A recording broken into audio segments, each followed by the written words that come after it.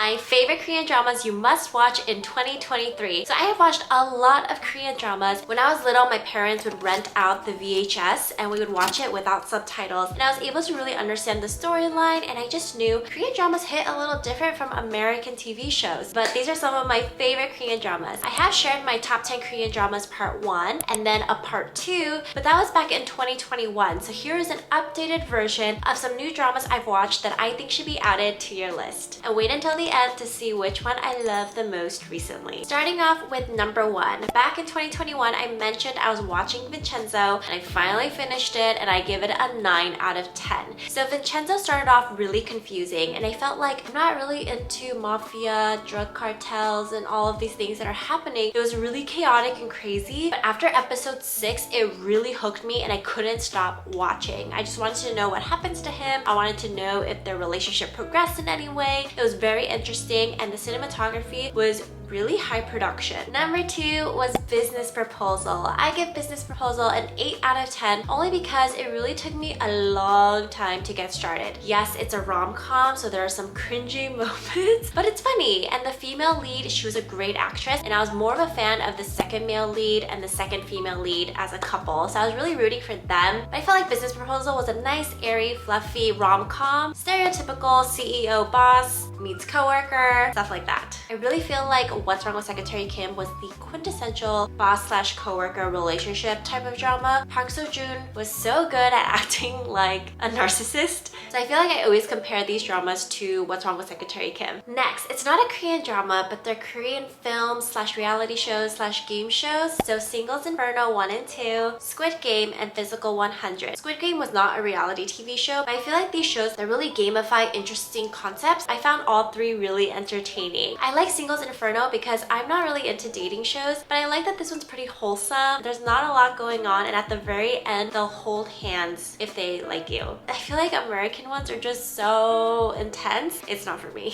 Number 4 is 2521. I give this one a 9 out of 10. It did have a slower start, but I feel like in any Korean drama, you must watch episode 1 and 2 because they're released back to back every week with the intention that the viewer is watching both episodes. So you have to watch through the full 2 hours to get to know the story. I love this drama. So many moments of tears, laughter, and it really resonated with Ko Yoo-rim and how she felt about her parents, and she didn't want to be seen as selfish for chasing her dreams at the expense of her parents sacrificing their finances. So I totally related, and I just think the acting was superb. I cannot believe that the main actress is in her 30s because she acts like a high schooler very well. And Nam Joo-hyuk, he's such a great actor. He is so funny. His facial expressions and his ad-libs, so good. The colors were also beautiful in this drama. Number 5 is one that caught me by surprise. It's soundtrack number 1, both eye candies. This is also beautifully done. It's only 4 episodes. It's super short, super cute, and it's just about 2 friends, you know, who go on this journey. It's like about unrequited love and music, and it's a really good feel-good show. Now, one of my most comfort foods when I'm watching a Korean drama is actually to eat cup udon, to be specific. Udon is my favorite noodle out of any noodle. So more than ramen, I like udon. And I want to thank Kaneyama Cup Udon so much for sponsoring this portion of this video where I get to share with you how their cup udons are different. And if you're interested in watching a Korean drama, definitely pair it with a nice cup of noodles. The Kaneyama Cup Udon ships straight from Korea, and they have the shoyu udon, kimchi udon, and then a spicy udon, but it's not too spicy. Okay, come with me. I love a kimchi udon. I love having a little udon shelf because it's a really easy way to just grab a meal. Of course, it's convenient and it's portable, but also the flavors are really good. The kimchi is not too strong and the spicy is not too spicy, while the shoyu is a great umami flavor. And rather than microwaving it, I like to just add hot water. So Kaneyama udon is different from the others because it has these flakes that makes it really flavorful. And unlike ramen that's fried, this udon has been boiled once, so it's fresh. And their udon and broth is meat-free for everyone. You want to pour it up to that line. Then we're going to cover it up and wait 3 minutes. On my other nights of watching Korean dramas, when I tried the shoyu one, it was so good. The broth is really rich and flavorful, and I appreciate that it's not too salty. Their spicy udon is not too spicy, so don't worry because I'm more of a mild person myself, and this one was really good. Since typical ramen is usually fried in a lot of oil, I really appreciate how this udon is fresh and it's just been boiled and then we just boil it again. So after waiting just 3 minutes, which is enough time for me to set up my Korean dramas, I then open it up and enjoy the fresh udon. The kimchi one also had a milder kimchi flavor, so if you're not a kimchi fan, don't worry, although I love kimchi. This is a super easy way to have some comfort food while watching Korean dramas, so make sure to check out Kaneyama Cup Udon. Okay, let me share with you the rest of my favorite Korean dramas. Next, 5 Korean dramas that I really loved, and these are the most recent ones that I watched. Number 6 is Crash Course in Romance. I really wasn't sure if I was going to like this drama, but my parents really liked it and I loved it. Even though they're a slightly older couple, I think their acting was superb and there was some mystery, and I love seeing an educator's perspective in Korea, that the culture that they are portraying in this drama is actually real. A lot of moms will line up for hours to sign their children up for these hagwons or after-school classes because it's such a cutthroat environment in terms of education. Like, this is the only way that you can get into a good college in Korea. And just seeing that pressure, I just thought this was such a good rom-com. I enjoyed it every single week a new episode came out. I give this one an 8.5 out of 10. Number 7, I'm actually gonna combine 2 dramas together, and it is Love to Hate You and King the Land. I feel like these all give off the business proposal vibes of being a rom-com. The male lead and the female lead don't like each other in the beginning. So I give these an 8 out of 10 just because I feel like it's a bit predictable. And King the Land for some reason was a lot harder for me to get through. But Love to Hate You, it really picked up, and it was a shorter series too, which is so funny that 12 episodes is considered shorter versus 16 episodes. That's 12 hours versus 16 hours. Like, what's another 4 hours? Number 8,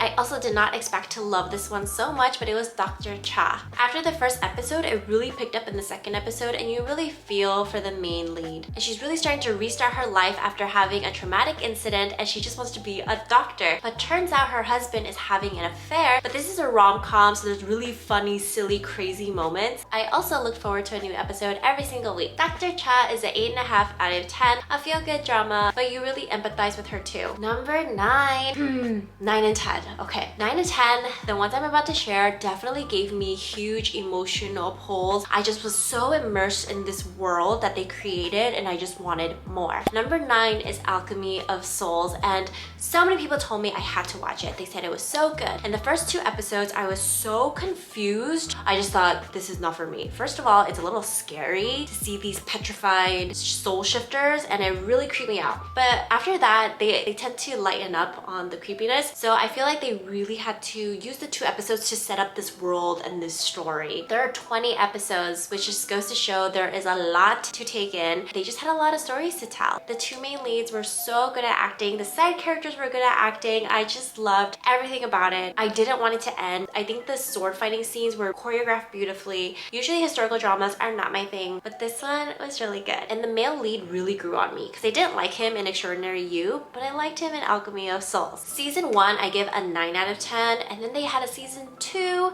because that's how popular it was. But I give that one a 7 out of 10.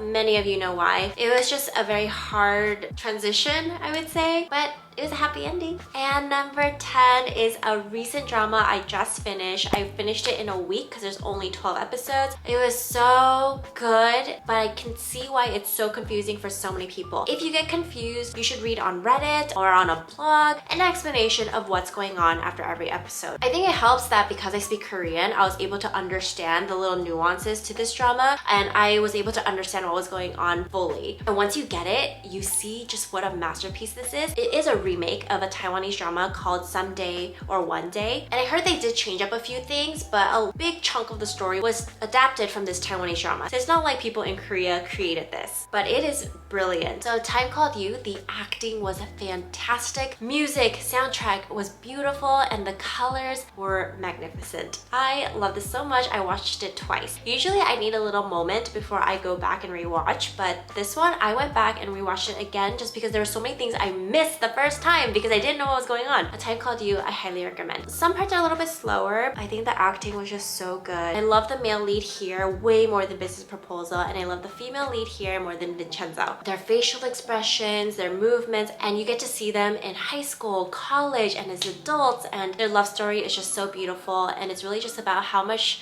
the male lead loves the female lead and how much the female lead loves him. And so their love withstands the depths of time, space, and their bodies. If you've seen the anime Your Name, it's kind of like that in A Time Called You, where there's time travel, there's body switching, but they're not switching with each other. You'll see what I mean. So these are some of my favorite Korean dramas. I love watching Korean dramas because I also get to practice my Korean, and I've actually started watching without subtitles just to see how much of it I can catch. So I follow Namjoon's way of learning English, but I apply it to Korean. So I'll watch a whole Korean drama once with English subtitles, and then I'll try watching it again without English subtitles to see how much of it I can recall and how much I can connect with, because I already know the story. Let me know your favorite Korean dramas down below. These are all on Netflix, or I watch them on Netflix, but I know Viki is a great resource for other Korean dramas that are not on Netflix too. If you like what you see, please like and subscribe, and I'll see you later. Bye!